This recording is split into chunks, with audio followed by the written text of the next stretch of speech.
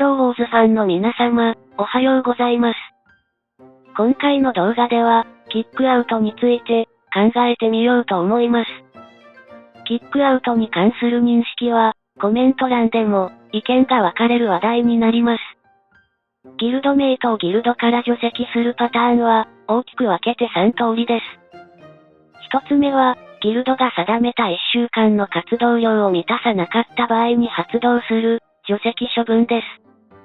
このケースの場合、除籍処分に関する明確なルールを明示していれば、そのルールに従って、粛々とギルドメイトを除籍すればよいだけなので、揉め事は発生しません。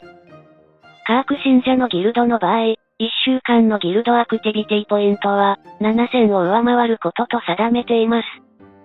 1日単位で基準を定めずに、1週間単位でルールを運用しているので、週に2日間ログインできなくても、不足したアクティビティポイントを他の日に挽回できれば、問題ありません。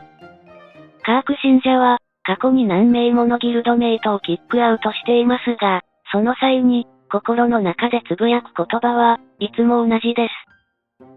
さようならお元気で。そしていつも思うのですが、不思議なことに、除籍処分になった人から、文句を言われたことは一度もないのです。おそらく、本人も、自分の活動量の低さを認識しているのか、もしくは、こちら側が思っているほど、ギルドに愛着を感じていなかったのかもしれません。まあ、ギルド活動については、ギルドマスターが明確なルールを作って、それをギルドメイトに周知徹底すればよいだけなので、問題の種になるような案件じゃないんですけどね。ちなみに、これが、グラビティのルールです。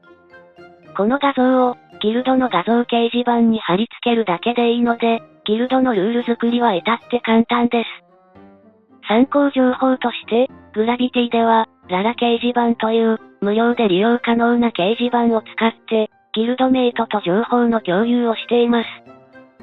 二つ目は、揉め事が発生した場合になります。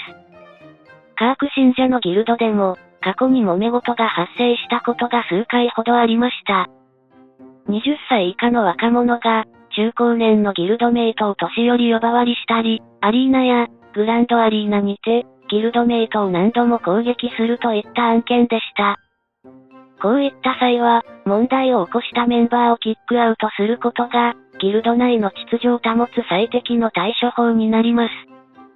ヒーローウォーズは、コミュニケーション力を求められるゲーム性なので、一般常識が欠如していると判断した場合は、迷うことなく除籍処分にするべきだと思います。